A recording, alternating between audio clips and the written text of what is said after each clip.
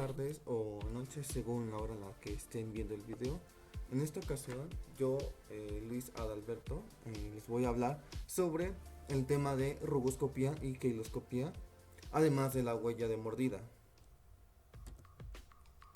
Bueno, empecemos primero con el tema de rugoscopía. Rugoscopía viene del griego, que significa, rugos significa rugosidad y scopei significa observación. La rugoscopía básicamente es el estudio de las arrugas palatinas para clasificar y registrarlas por su número, forma y ubicación, y esto a su vez podremos identificar a una persona, o es una forma de individualización básicamente. O sea, todo esto se va a estudiar prácticamente en la bóveda palatina. Y bueno, ¿por qué es una técnica de individualización? Para responder esta pregunta retomo lo que son los principios por los cuales también se rigen las arrugas palatinas, que serían los siguientes: la de inmutabilidad, la de individualidad y perenidad.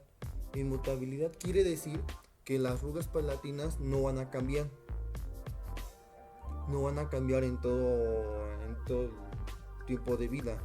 Individualidad es decir que son únicas en cada persona, no pueden tener las mismas direcciones, formas, tamaños, niveles, etcétera en ambas personas. Y perenidad quiere decir que persiste desde el nacimiento hasta que mueres. Bueno, prácticamente lo que es la bóveda palatina se empieza a formar a partir de la quinta semana de gestación y empieza en la quinta semana y termina en la 12ª semana de gestación prácticamente. Y bueno, ¿qué tan exacto es? Para algunos autores, como por ejemplo Limsons y Julián, es un 88% preciso o exacto, mientras que English y Cole para ellos es un 100%, y para Ontani y Cole es un 94%. Algo interesante a mencionar aquí es que incluso en cuanto al principio de individualidad, como ya dije, son únicas entre cada persona, incluso entre los gemelos. O sea, ni porque sean gemelos van a tener las arrugas palatinas iguales.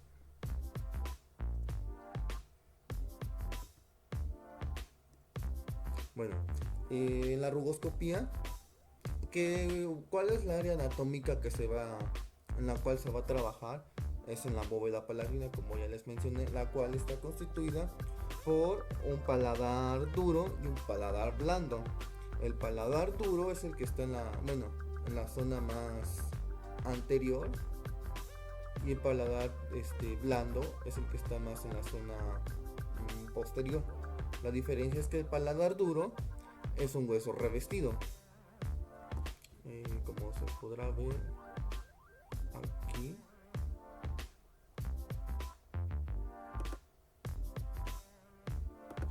Como se podrá ver acá, prácticamente sería el paladar duro, y de aquí atrás sería el paladar blando, en otras palabras.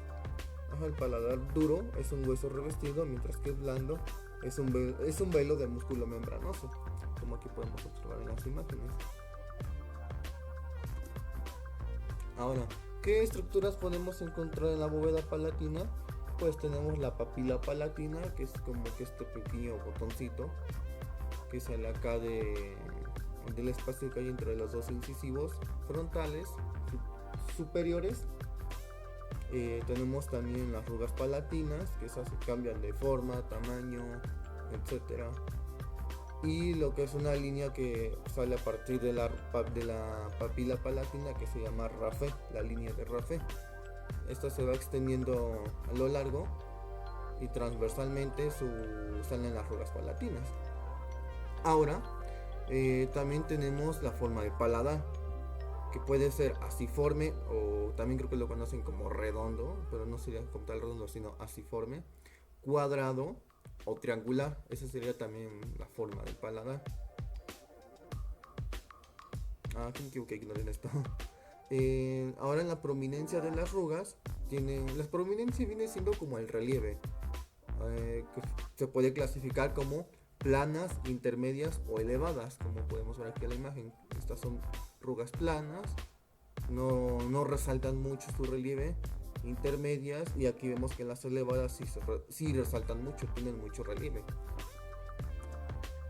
Ahora, en cuanto a la clasificación en rugoscopía, pues en sí existen varios métodos. Tenemos el de León, que fue en 1924, López de León, Pedro Trobo, que fue en 1932, Correa en 1937 y Luis da Silva en 1938, además de Martín dos Santos 1946, Carlos Basauri en 1961 y por último Tomás y Conce en 1983.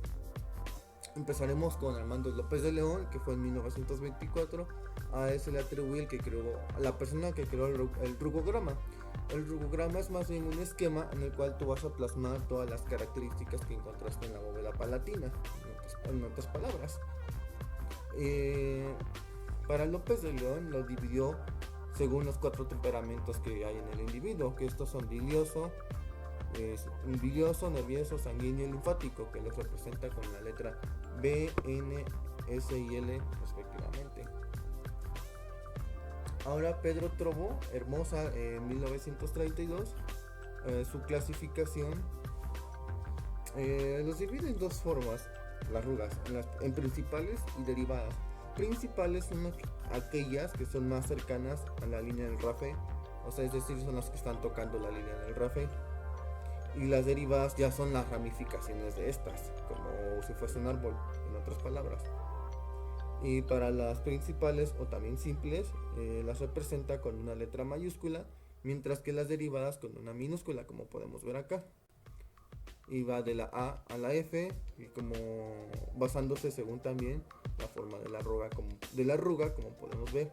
La A pues es para una arruga recta, la B para una curva, la C para una que es como angulosa, la D circular, la E ondulada y la F para un punto.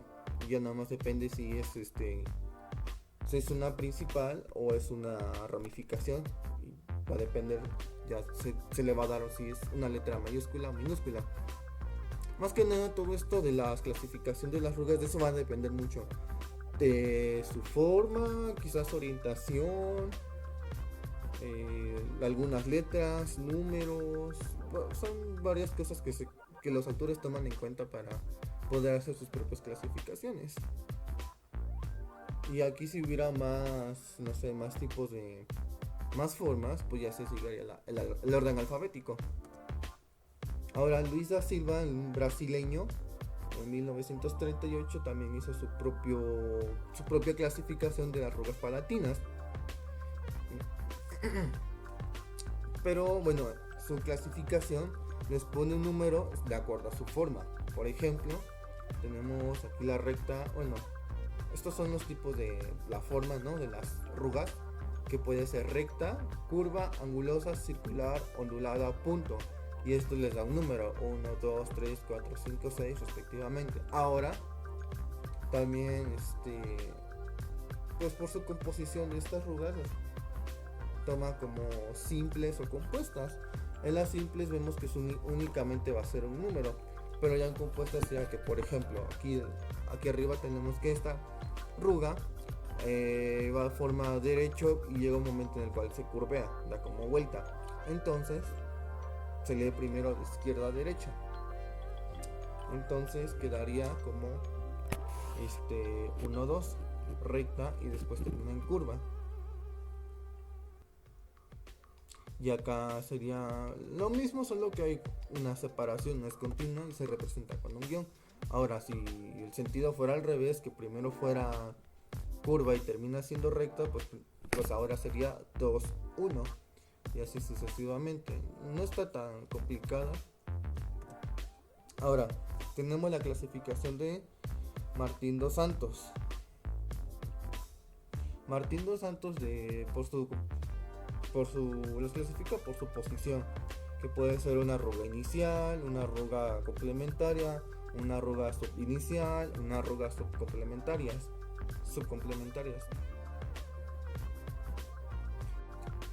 Como podemos observar, las clasifica de acuerdo a la posición. También va de la mano con el tipo de robustidad, como vemos acá.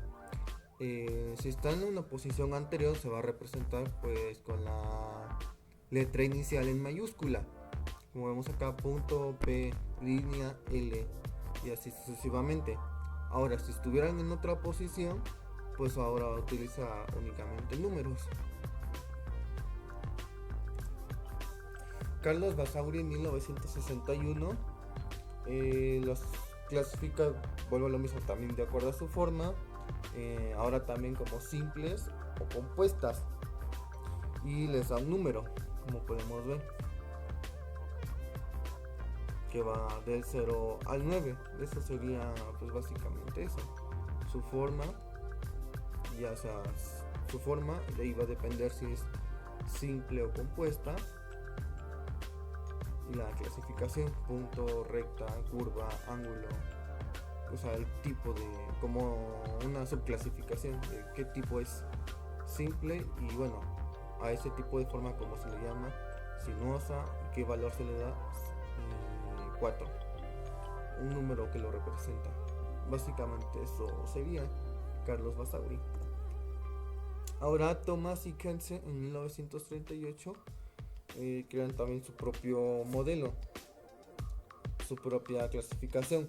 Les da una letra según la forma que tienen, como podemos ver acá.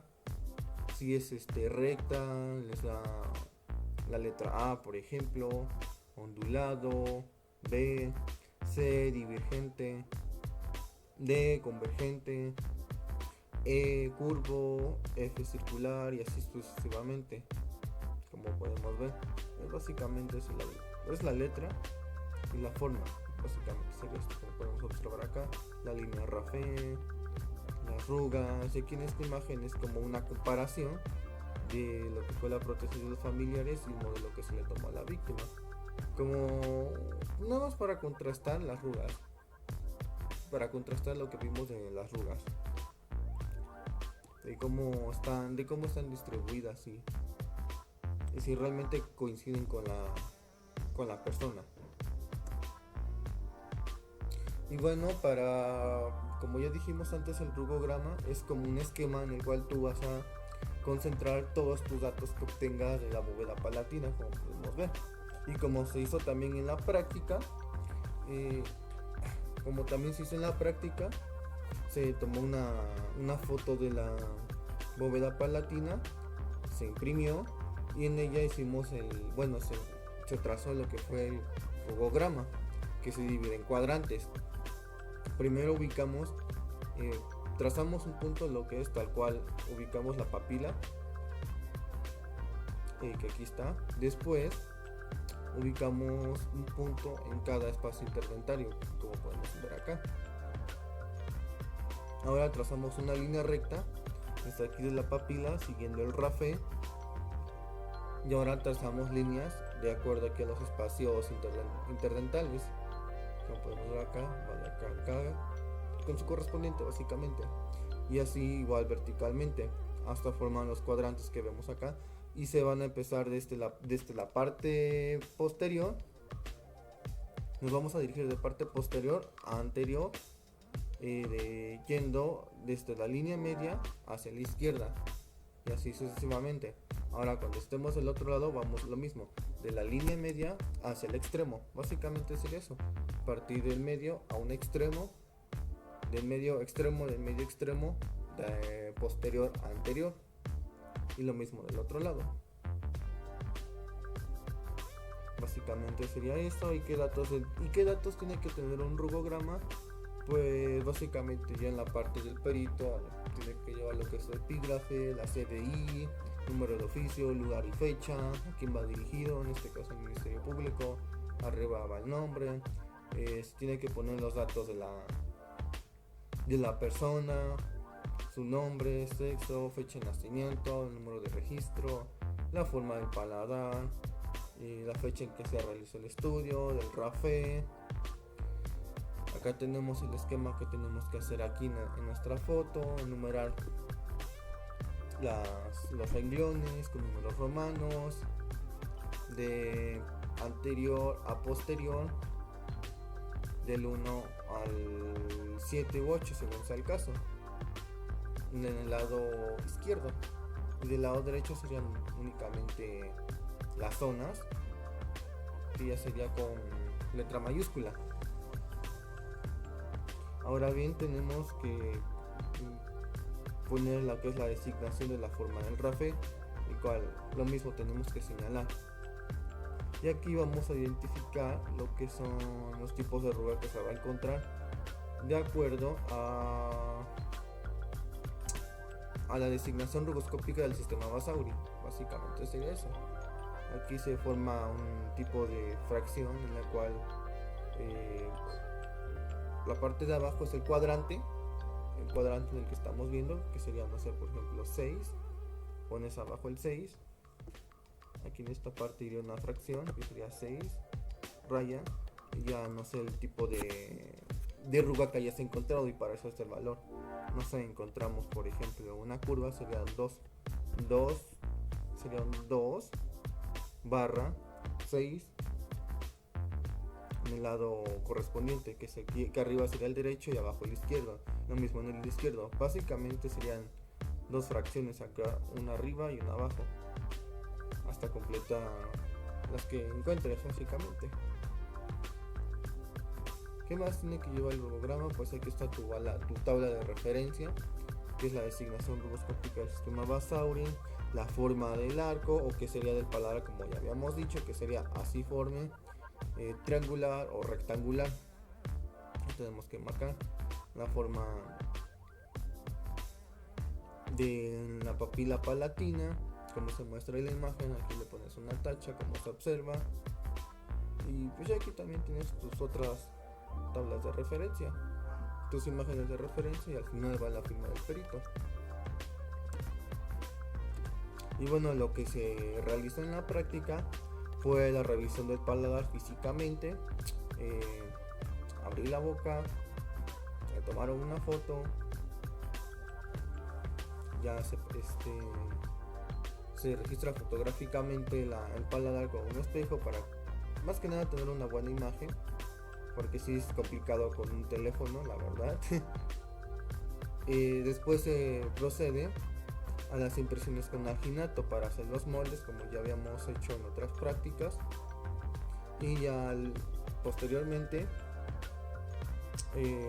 se desprende el molde, lo dejamos que se seque más tiempo, y ya se toma foto a ese molde que yo obtuve, y posteriormente a ese molde le empecé a trazar lo que fueron las arrugas para más que nada resaltarlas, la línea del RAFE, la papila, y ya le tomé la foto para que quedara así. Visualmente más que nada destacar las arrugas con lápiz, y ya después imprimí la foto y hice el rugograma, los cuadrantes, para empezar a registrar las marcas. Y eso fue lo que trató mi práctica de rugoscopía básicamente. Bueno, ahora toca el tema de keiloscopía. Que keiloscopía proviene de, bueno, etimológicamente hablando, proviene del griego keilos, que significa labios, y scopeo, que significa observar. Al igual que la rugoscopía, es una técnica de identificación odontológica. O sea, nos va a servir para individualizar a un individuo. O sea, todas estas dos técnicas son analógicamente como las huellas dactilares. Por medio de las huellas dactilares podemos saber si una persona hizo o no hizo tal delito, o si o no corresponden a esta persona. Es una forma de identificar a las personas. Lo mismo ocurre aquí con los labios, son como si fueran nuestras huellas dactilares, pero ahora en los labios. Y esta se encarga de estudiar los surcos de las mismas, su forma, dirección. Bueno, para empezar a hablar de keiloscopía, como ya dije, es el estudio de los surcos de los labios. Tenemos que saber un poco de las regiones anatómicas. Tenemos la región del labio superior, que sería prácticamente el labio superior, el labio inferior, que es el de abajo, y la región labial, que vendría siendo la zona rosa que podemos observar a simple vista. Tenemos lo que es el filtrum, que es como esta pequeña depresión, o también llamado surco nasolabial. Esta, es esta pequeña depresión que podemos observar, como es el piquito que luego nos dicen. Este sería el surco nasolabial, y estas dos líneas que se ven como las que le dan esa forma de hundimiento se llaman la columna del filtro. Ahora aquí en esta parte del labio vemos esta como pequeña ondulación, estas dos ondulaciones o surcos que se llaman arco de Cupido. O sea, todo este conjunto sería como que lo que algunos les dicen piquito, no sé si me doy a entender.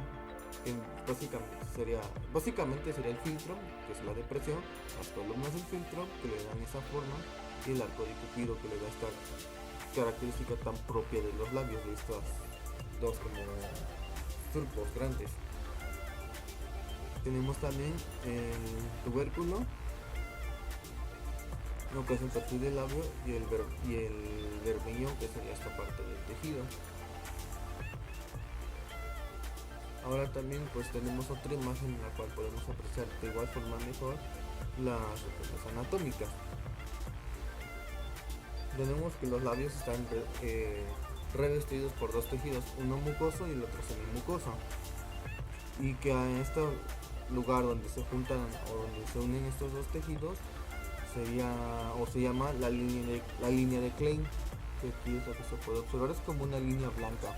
Esta línea de Klein son pequeñas granulaciones, pelillos y bridas. Es como un pequeño surco claro, no sé si se le puede decir así, un surco claro. Bueno, acá tenemos las regiones que les estaba comentando, el surco nasolabial o filtro, arco de Cupido, las comisuras, que son estas como aristas, las aristas, el punto aquí donde salen los labios, esas serían las comisuras, el surco punto labial, el cordón labial, la línea de Klein, zona de Klein, que sería esta división de los tejidos mucoso y el otro submucoso.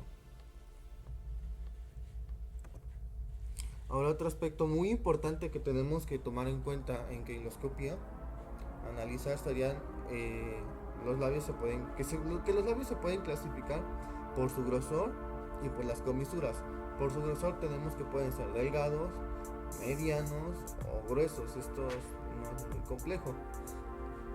Estos luego los podemos ver a simple vista en cualquier persona, si tienen los labios muy gruesos o muy delgados. Y las comisuras, que son las partes de los vértices de donde van a surgir los labios, donde salen estos labios, como les decía, es esta parte, las comisuras. Y tenemos que pueden ser elevadas, abatidas o horizontales. Elevadas, abatidas u horizontales. Sería como así, recto, abatidas hacia abajo, elevadas hacia arriba. Ahora, lo mismo que tenemos en rugoscopía y en dactiloscopía serían los principios de la individualización, que son lo mismo también: inmutabilidad, que no van a cambiar durante toda la vida; individualidad, que son únicos en cada persona, excepto en gemelos monocigotos; y la perenidad, que va a persistir, que van a seguir existiendo durante toda la vida; inmutabilidad, que nunca van a cambiar; individualidad, que son únicos y diferentes en cada persona, ¿no? Nadie puede tener los mismos surcos labiales que otra persona, excepto en gemelos monocigotos; y perenidad, que va a persistir, que ahí van a estar toda la vida. Y los labios se empiezan a formar entre la semana 4 y 5 entre el mes 4 y 5 de gestación. Los labios ofrecen diversas variaciones, como ya vimos: grosor, tamaño, longitud. Otras pueden estar ligadas al sexo, edad, la raza, quizás cuidados del ambiente, sus cuidados personales. Consideraciones que también tenemos que tener en cuenta. Al final de cuentas, como peritos, tenemos que cuidar muy bien el detalle. Y bueno, las clasificaciones tenemos tres. Empezamos por la de, bueno, todas se van a basar en la trayectoria del surco, su forma de trayectoria, algunos les dan nombres, letras. Ahora, bueno, empezamos con la clasificación de Suzuki Toshihashishi, que las clasifican en tipo 1, 1', 2, 3, 4 y 5, que como ya les dije, va dependiendo de cómo es el surco. En tipo 1 vemos que son líneas completas, o sea, no están interrumpidas. Son como rectas en su general, un solo trazo, un solo surco. Tipo 1' son incompletas, ya no llegan a tocar la otra parte el otro extremo del labio. Tipo 3 son pues entrecruzadas. Perdón, tipo 2, que es este, serían bifurcaciones, como ya vieron, ramificaciones, como lo que vimos en roboscopía, que se ramifican algunas fugas, lo mismo acá, algunos surcos se ramifican. En el tipo 2, perdón. En el tipo 3 son entrecruzadas, como ya vemos acá, se les cruza una línea perpendicular. Bueno, les cruza una línea. Ahora tenemos el tipo 4, que son reticuladas como si fuesen cribas o una red, por así decirlo. Y el tipo 4, otros tipos de formas. Esto es a grandes rasgos la clasificación de Suzuki Toshihashishi. Ahora la de Renault. Renault nos toma la región labial de la siguiente manera. Toma lo que es el rugograma, que el rugograma es como lo mismo, la ficha en la cual tú vas a llenar todos los datos que encuentres en los labios. Y tú visualmente en la persona vas a trazar una línea imaginaria tal cual como un eje de las X y de las Y. Aquí trazas una que pasa tal cual en medio del arco de Cupido y la otra aquí la línea horizontal de los labios, tal cual. Esa es una. Y lo que hace Renault es que lo divide en superior, inferior, izquierda, derecha. Para superior, para del lado superior se van a ocupar letras mayúsculas, D mayúscula y mayúscula, derecha, izquierda, y abajo D minúscula y la I minúscula, derecha, izquierda.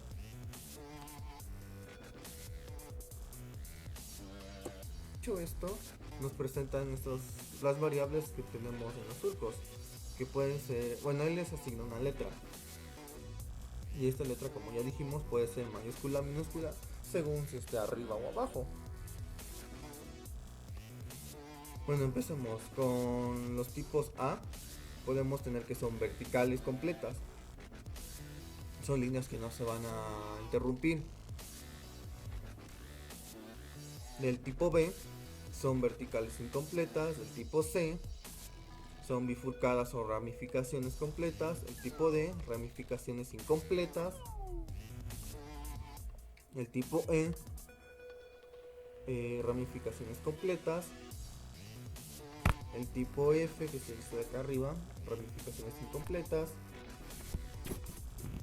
El tipo G, que serían reticuladas, vendría siendo como una tipo criba o una red.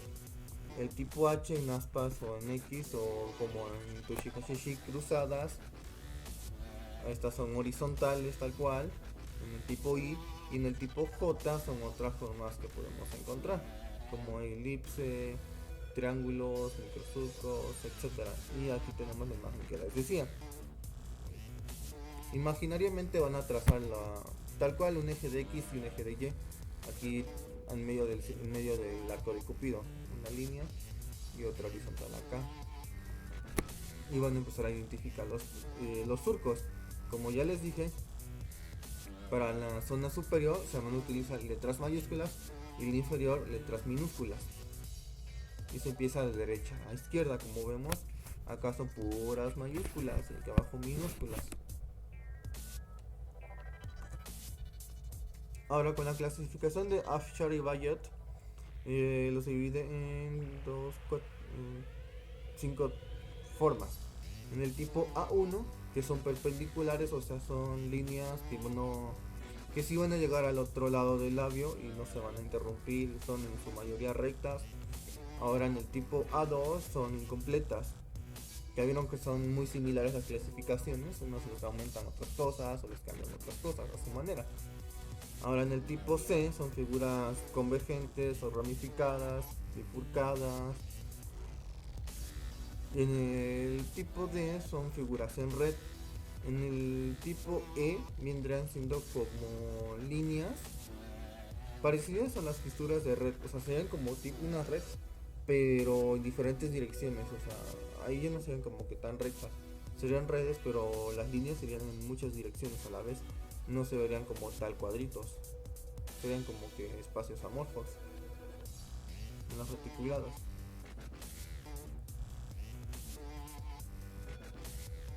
Y bueno, ahora tenemos el kilograma, como ya les comentaba. Es como tu ficha en la cual tú vas a vaciar toda la información que encuentres en los labios. Es como el esquema, son los esquemas en otras palabras. Como ya les decía, aquí tenemos, bueno, al menos lo que yo hice en esta práctica de kiloscopía fue tomar la foto. Primero tomé una foto de los labios para posteriormente imprimirla y con un plumón punto fino permanente empecé a marcar los surcos y obviamente tracé mi línea del kilograma, lo que les decía, de las X y de las Y para tener los cuadrantes. Y ya para hacer tu kilograma, pues tienes que tener los datos de tu CDI, tu logotipo de la fiscalía, quién va dirigido, Ministerio Público, quién, el nombre de la persona, sus apellidos, la edad, sexo, teléfonos, quién le está haciendo la prueba de kiloscópica, la clasificación de acá según tu Shihashishi, como ya vimos. Tenemos que marcar qué tipo de labios son, gruesos, medianos, delgados, los tipos de comisuras, abatidas, que son hacia abajo, horizontales, tal cual rectas y elevadas hacia arriba. Y eso sería a grandes rasgos lo que sería el kilograma. Y ya tú podrías poner en otra hoja en blanco esta foto. Y ya podrías hacer, no sé, una simbología de... Bueno, podrías poner esta foto en la hoja en blanco y en la parte de abajo y nada más trazar una línea igual de X y Y en blanco y ya poner los tipos de surcos que te vas encontrando en cada cuadrante. Ponerle tipo 1, 1,2, 4 y sucesivamente. Y bueno, lo que yo hice en mi práctica fue, bueno, a mí me aplicaron primero el labial y ya después pasé la hoja para que se marcaran mis surcos, precisamente es con un labial. Y es una hoja limpia, seca, porque si no no queda bien. Ya una vez que tengas tus surcos plasmados en la hoja, con ayuda de un cuenta partículas o un cuenta hilos, tú vas a identificar todos los surcos.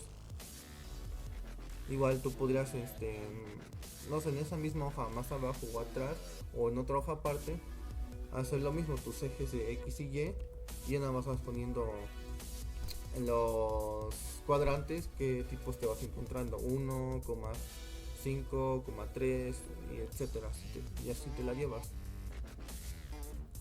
Eso es eso fue a grandes rasgos lo que yo hice en esta práctica de kiloscopía. Y algún material, pues nada más guantes, lo que es una hoja blanca, pues material donde tú quieras imprimir la foto, plumones permanentes, y pues ya sería todo, labial. Y esa fue mi práctica que yo hice. La de mordedura, empezamos primero con definir que una mordedura es una lesión contusa o cortocontusa. Podríamos, bueno, sí es una lesión como tal compleja porque implicarían varios momentos. Por ejemplo, o sea, cuando ya sea de un animal o de humano, cuando te muerden, el primer momento sería de contusión de los dientes con la parte del cuerpo. Después sería quizás cortante, cuando los dientes empiezan a penetrar la piel o los tejidos la empiezan a corta, o tal vez podría, o dependiendo según la presión, podría ser cortante o nada más contusa a la hora que ejercen presión. Y en un caso extremo, un tercer momento, podría ser la abulsión, que sería el arrancamiento de, como tal, de esa zona. Por lo general tiene una forma semilunar, o sea, es una arcada, sería la arcada dentaria lo que se plasma acá, rodeada por una zona quimótica. Bueno, las mordeduras las podemos clasificar de acuerdo al tipo de la situación. Si fueron, no sé, por ejemplo, realizadas en alguna riña, son como armas de ataque entonces, que las podríamos encontrar en nariz, mejilla, labios, espalda y como arma de defensa en manos. Eso también son cuestiones que uno tiene que checar para también determinar posición víctima-victimario y el tipo de situación en el que se encontraba la persona, para poder tener un mejor panorama del lugar de los hechos. O por delitos sexuales, que por lo general en homosexuales es en espalda, brazos, hombros, axilas y escroto. Y en heterosexuales por lo general es en mamas, muslos, glúteos, clítoris, pene. Podemos también sacar otras, no sé, por ejemplo, sugilaciones, etcétera.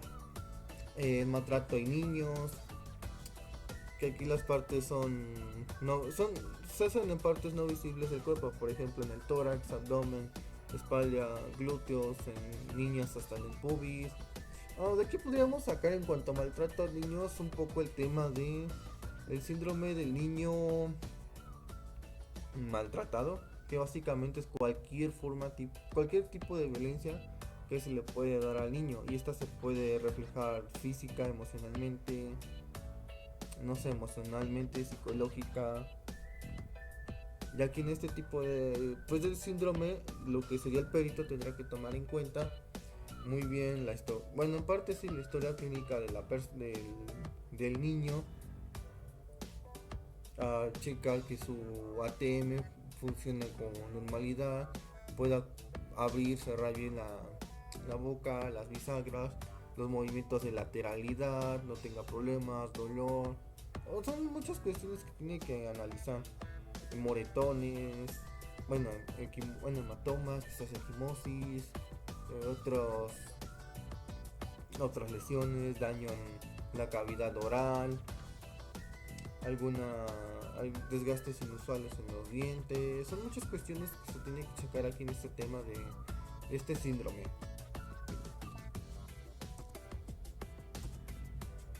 Ahora, cuando tenemos una mordida, ¿qué es lo que tenemos que observar? Tenemos que prestar mucha atención. Primero, saber si es humana o animal para descartarla. Si es humana, pues entonces hay que checar la posibilidad de que sea simulada o realmente fue provocada, no fue simulada. Localizar la región anatómica, observar muy bien en qué parte del cuerpo está, cómo dejó la piel, lo cual nos lleva a lo siguiente: si se dejaron las dos arcadas o nada más se dejó una arcada, porque igual con esto podemos discriminar sobre el tipo de victimario, las características que podría tener ese victimario, y en base podríamos descartar otros datos, por ejemplo quizás un poco de edad, o podría ser un estatus económico, dependiendo de la situación, si tuviera o no las dos arcadas plasmadas ahí en la lesión. Igual estas arcadas como son, si son continuas, o sea, como se ha visto en medicina forense, las lesiones van a reflejar la forma del arma, o la forma del arma que se usó para hacer daño, y eso también se plasma aquí en los dientes. O sea, vamos a ver el contorno, bueno, cómo son las impresiones dentales.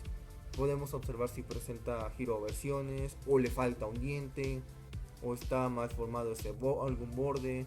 Detalles que tenemos que ser muy cuidadosos para poder discriminar el tipo de victimario, ya sea para poder tomar en cuenta unas personas o quitar otras personas de la posible lista de sospechosos.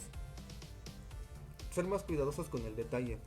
También qué tan profunda era la mordedura, o si fue muy profunda, el color, o nada más fue muy superficial, hubo más sangrado, abulsión, etcétera, más detalles. Y ya posteriormente diagnosticar si las lesiones fueron producidas en vida o post-mortem. Esto para saber si la herida fue hecha en post-mortem o ante-mortem, nos basamos lo que es en las reacciones vitales. Si fue ante-mortem, o sea, fue en vida, vamos a ver la reacción vital, que es ese color rojo por la sangre o rosa. Si fue post-mortem, no vamos a observar algún color o a lo mucho un color blanquecino. Eso sería la diferenciación. Bueno, para fijar una mordida se puede hacer fotográficamente o calcar con un acetato, o la persona muerda una placa con cera. Y bueno, si se va a fijar fotográficamente es con un testigo, con la cera también la persona tiene que morder, y nosotros también, el perito tiene que tomar la foto a cómo quedó la cera, cómo quedaron las impresiones dentales ahí plasmadas. O también en su defecto podríamos sacarle moldes, una impresión dental con molde de, bueno, alginato, después con yeso, y poder hacer el match con ese molde de yeso en las heridas que dejó en la piel, como se ve aquí en la imagen. Como se ve aquí en la imagen, hacer como un match. Aquí también podemos hacer como un match. Como les digo, las lesiones van a reflejar el arma que se usó, el contorno en este caso de los dientes, y fijarnos bien en el detalle para discriminar personas, victimarios. Y bueno, yo lo que hice en mi práctica de mordida fue me mordí a mí mismo en mi brazo, tomé foto de cómo quedó. Posteriormente, con un acetato y plumón permanente, empecé a calcar los bordes de la herida. Lo doblé a mi brazo y empecé a calcarlos. Y ya después, con una placa de cera, igual realicé una mordida, y después hice la comparativa para hacer el match, y pues ya así quedó.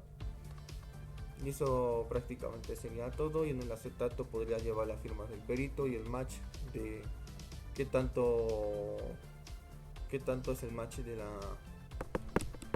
del acetato y la cera. Podríamos hacer, o sea, son cuestiones básicamente de qué es lo que tú tengas a la mano.